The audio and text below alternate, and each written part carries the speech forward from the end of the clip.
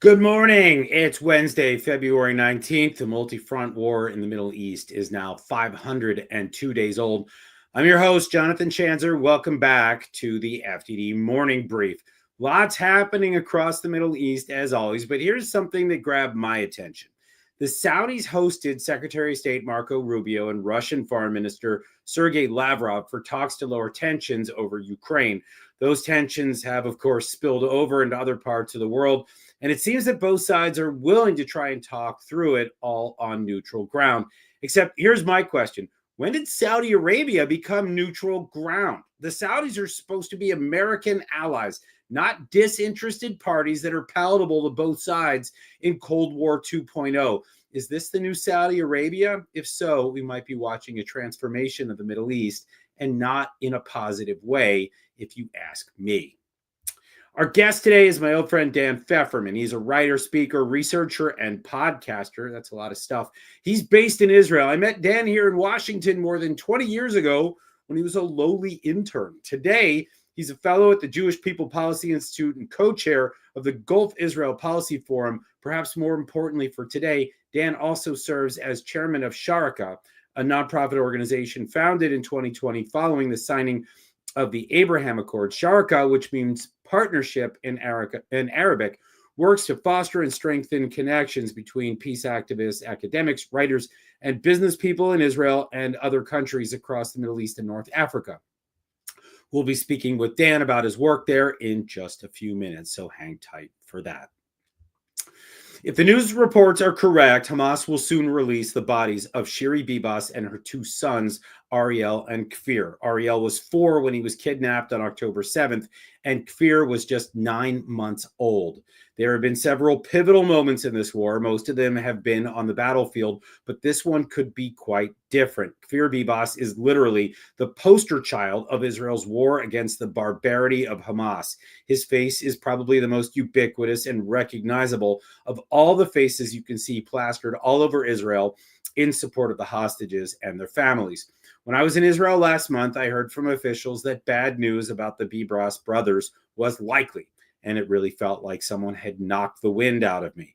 Now it may be time for the Israeli public to absorb that gut punch. How the Israelis respond could alter the trajectory of this war. As we all know, the hostage families have been a powerful political movement in this war, and they've been pushing for the war to end. Will they continue to call for restraint if Hamas did, in fact, murder this rosy-cheeked baby and his 4-year-old brother? I'll be watching this closely, particularly as we draw closer to the end of the first phase of this ceasefire. How many more Hamas fighters will Israelis allow to return to the battlefield? I don't know, but it looks like we're about to find out. Now for your headlines. Headline 1, in addition to those talks between Rubio and Lavrov, there's a bunch of other diplomatic action in Saudi Arabia. Rubio was joined in Riyadh by National Security Advisor Mike Waltz and Middle East envoy Steve Witkoff. The trio met with Saudi Crown Prince Mohammed bin Salman, or MBS as he's known. Rubio also met with Saudi Foreign Minister Prince Faisal bin Farhan al Saud. Gaza was a major topic of discussion. State Department spokesperson Tammy Bruce said the Secretary and the Crown Prince discussed the importance of a future Gaza that contributes to regional security. It was all rather vague, and I'm still unclear about the role of Saudi Arabia in the day after. Right now, Trump's, let's call it unorthodox plan could still be the only thing with teeth out there. I've yet to see an Arab country respond with anything that holds water. Yesterday, this is headline 2. Yesterday was February 18th, the day Israel was due to withdraw from southern Lebanon. Well, Israeli troops are out, sort of. The IDF withdrew from Lebanese towns and villages, but remained at 5 key outposts along the border. Israeli Defense Minister Israel Katz said the troops will remain in this so-called buffer zone to enforce the ceasefire. This was all approved by the United States, but that didn't stop the Lebanese government from accusing Israel of violating the ceasefire. Hezbollah is also barking and growling. Of course, Hezbollah's penchant for violating agreements is the reason Israel must stay in Lebanon until the security situation is settled. The Lebanese armed forces swung into action. All right, well, not really. The LAF deployed to over a dozen Lebanese border towns in coordination with UN peacekeepers, and US-led committee overseeing the Lebanese ceasefire. The LAF said that its engineering units were busy surveying the areas. Gosh, surveying sounds important. Opening roads and actually removing leftover unexploded ordnances. If all goes well and the ceasefire holds, Israelis could return to their homes in the north, or whatever is left of those homes, as soon as March 2nd. Headline 3, the European Union plans to weigh in on the post-war Gaza discussion.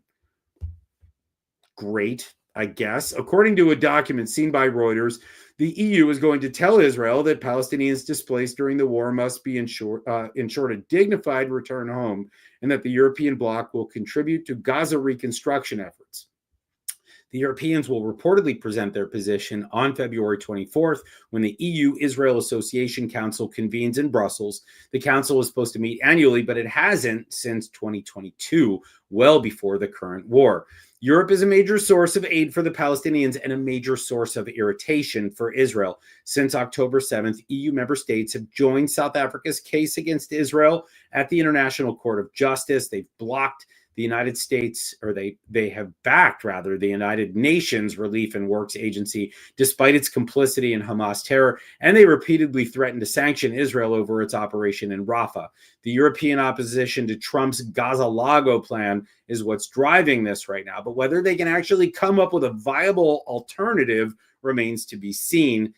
Count me as doubtful. Okay, now it's time for that interview with Dan Feferman of the peace-building NGO Sharaka. We're going to hear from him about his work fostering people-to-people diplomacy between Israelis and their neighbors in the region. I think he just might have a little good news to share, so I'm pleased to bring him onto the program now. Welcome to the FDD Morning Brief, Dan Feferman. Good to see you. Thanks, John. Great to have you, and let's just dive right in. I want to start with just a little bit about Sharaka. How and when did it begin, and what is your organization doing now to foster ties between Israel and some of its prospective peace partners? Absolutely. So the organization came together really as a grassroots movement after the signing of the Accords. So we're talking about December of 2020. When it said, basically the diplomats signed the agreements, it's now up to civil society, people, real people, to make it happen. And the initial idea was, let's get young leaders, influencers, people on social media, let's get them together to get to know each other. It started celebrating, we're talking about Jewish holidays, or if Jewish and Muslim holidays fell around the same time, we'd have celebrations in Dubai and Bahrain, later in Morocco. Delegations back and forth to Israel, to the Gulf at the time, and again later Morocco, to get to know each other. And we realized that there's a much deeper challenge at play here. We realized that for the 75 years of Israel's existence, people in the Arab world, including the educated worldly people, really did not get a chance to know Israel, Israelis. The Jewish people, by the way, they don't really differentiate between Jews and Israelis here in this part of the world. I'm speaking actually now from Abu Dhabi, where I'm here for a conference. And there was also a long and sustained effort of disinformation and miseducation about Israel, about the Jewish people, about the whole story and the origins of the conflict that got into people's minds in really the deepest way. So not only did we have to have this family reunion of sorts where we had to introduce each other, but we had to undo decades and decades of miseducation and misinformation. And we wanted to create this, what is essentially, a FOMO, kind of like a fear of missing out type of popular, fun movement where people wanted to come and get to know each other and explore each other's cultures. It was certainly always easier, still is, to get Israelis to want to visit the Arab countries than the other way around, but that's a part of the challenge. Yeah, I got to say, I just wish that we had seen that in the late 70s between Israelis and Egyptians, in the 90s between Israelis and Jordanians. Had we had that kind of people-to-people contact, maybe we wouldn't be talking about those peace agreements as cold peace agreements, which is still, I think, unfortunately the case. All right, your group rather does people-to-people diplomacy. So what does that even mean? What does it mean when you say you're an unofficial ambassador of Israel to the Arab or Muslim world? Yeah, we live in an age of decentralization. We live in an age where certainly in Israel, certainly in most of the world, where information is democratized, where people can, for the most part, get up and travel, and governments, and we respect our governments.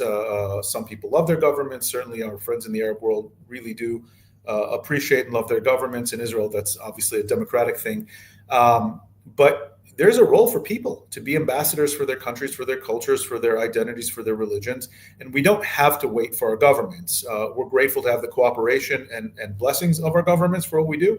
But we set out to do that ourselves. What do we actually do? So we seek out, again, people, I'll broadly use the term influencers, but this can be actual social media influencers. It can be cultural figures. It can be academics, it can be think tankers.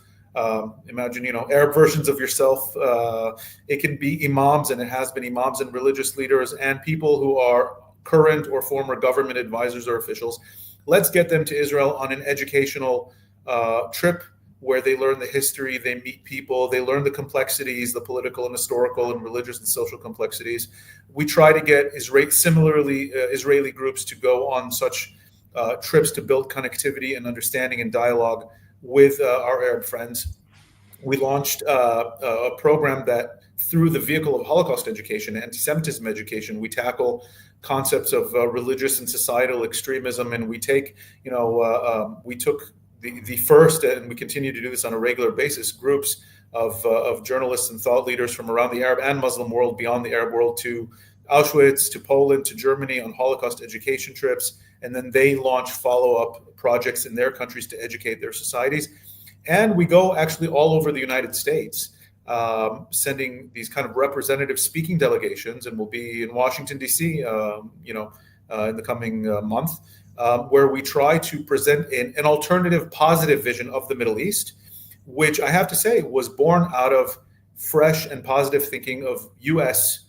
Diplomacy and U.S. Foreign policy thinking that was able to bring this together. And so we want to educate and encourage people about what's actually happening in the Middle East, the connectivity, the positive changes, the deep positive changes that are happening, the role of the United States in fostering that, and the continued necessary role of the United States in a completely bipartisan fashion. We did this during the first Trump administration. We're doing this now. We did this throughout the entire Biden administration, that the U.S. has a massive and critical, important role in fostering this kind of peace efforts in the Middle East. And so we have at least once a month delegations of people from literally Morocco, the Gulf, Lebanon, Syria, Israeli Jews and Arabs going all over the United States, speaking on campuses, especially speaking Jewish communities, but also sometimes Muslim communities, Christian communities, civic leader forums, and political, elected leaders on all levels. So that's just kind of broad sense what we do. You sounds like you've been busy. And so with all that you're doing and seeing, I got to ask, what do you think the future of the Middle East looks like? Do the Abraham Accords expand? And maybe more importantly, do the Saudis join the party? I am, by nature, I'm an optimist, a cautious optimist, but I am an optimist. I have seen, I've been out to the Gulf, probably 15 times in the last few years. As I said, I'm here now at a coexistence civilizational dialogue conference held in Abu Dhabi by the government here. The Abraham Accords need to be seen as a coalescing, as a defining, as a bringing together into an official alliance, the positive countries of the region. I call them the builders, the ones who are looking forward, the ones who understood that you need to be, first of all, pluralistic at home. You need, in order to succeed, you need to put down radical Islamic extremism.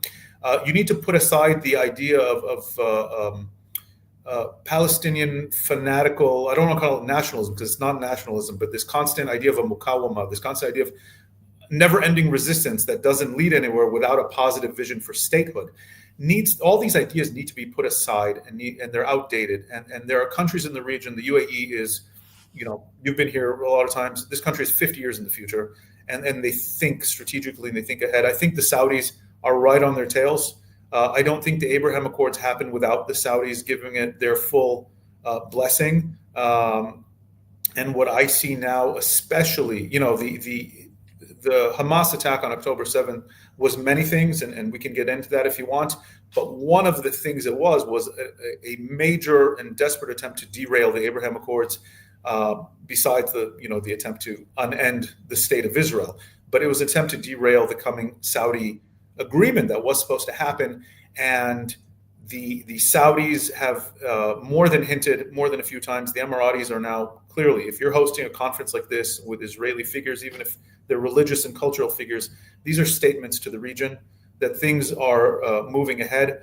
Ironically, and despite all the statements coming from Arab leaders that they have to placate regional public opinion, they needed to see Israel absolutely demolish the nihilistic enemies in this region, Hamas, Hezbollah, the Iranian camp.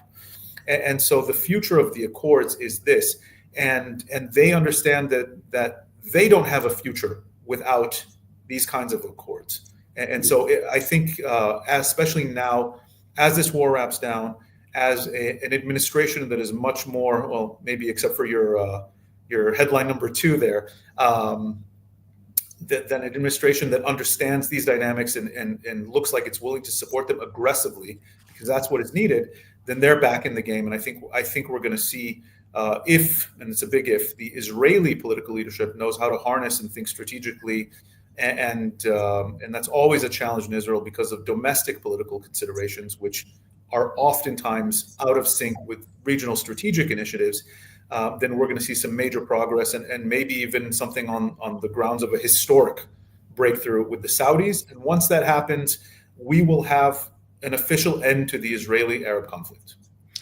That's pretty optimistic. All right. I do need to ask you, though, given all your engagement in the region, how do the Arabs view the United States right now? I mean, we've just gone through a crazy political transition. We went through one before as well. I mean, it seems like we're giving our allies whiplash. Would you say that's what they're feeling? I think that's a very fair way to put it. People in this part of the world, and something I learned, I'm sure you've known this your career, but something I learned in a humbling way. When we say the Arab world, it is anything but monolithic, even if the media is monolithic. People have very different opinions here. One thing that is consistent is people look for American leadership. And that includes the rivals and enemies of the West and of America. And the lack of American leadership, commitment, vision, as you called it, whiplash, I think has really thrown the region for a loop. I'm here now in the Gulf. I can tell you people absolutely want a strong American leadership. I can tell you the Israelis absolutely want a strong American leadership here. And nobody seems to understand why the United States has backed down in the face of pressure from the region, because we see, there's one thing is to go into Iraq and Afghanistan and get bogged down, but to show and to use all the might of American power to achieve clear ends in this region is something that everyone looks for, and it's been lacking. And certainly here from where I'm sitting, and everyone that I talked to took a sigh of relief on January 20th. Or maybe November, whatever that day was, November 6th. And hopefully it'll bring 4 years of not just stability, but clear kind of moral guidance to this region is what people are looking for. Okay, that's a big if. We're in early days here in this administration, and we're still, I guess, trying to figure out where policy is going. But I think I understand the general sentiment. Last question before I let you go. I know you're usually based in Israel, and I need to ask, how do you think the war is going? I mean, you mentioned before that you maybe see the end of this war on the horizon. So does that mean that Israel won?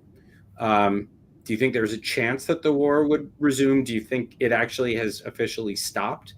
And I guess just overall, do you think there's an opportunity here for Israel to take things a step further and really knock Iran out of the box? There's a lot of big questions here. The one thing that always holds us back is that we in Israel, when we fight these wars, especially against Hamas, the last 20 years that we've been fighting wars against Hamas, is we have to fight a double war. And that's something that I'm not aware of any other country in the world has to do, is when you speak, when you act in the Middle East, in the Arab world, you have to show power. You have to show dominance, because that is the language that is really understood here in the region. And Hamas weaponizes this to a masterful extent. And so if there's anything where we were restrained, is they played the propaganda war, the narrative war masterfully well. That's part of their playbook, is how to strike, draw a counter reaction, and then get the international community up in arms to restrain us so they can do it again and again. On a military level, we certainly weaken them to a massive extent. The fact that they took hostages, and from their part, it was smart, cruel, absolutely cruel, but smart, gave them a lifeline, gave them a security blanket to keep themselves in power, at least for the time being. We're going to have to see if the promises from the Trump administration for Israel to continue this war after the last of the hostages is back is realistic and on the table. You're going to have to see how Hamas can be bent and pressured into actually giving up the last of the hostages. I'm doubtful that they'll do that, because then Israel can go back in. And then I think the real question here, obviously Hezbollah was completely brought to its knees. Syria's gone. Iran itself was shown to be an absolute paper tiger in this region. What Israel needs to do, and that it doesn't, is how do you translate all these military successes into strategic victories that actually shape the region? And this is where I fear we're generally weak.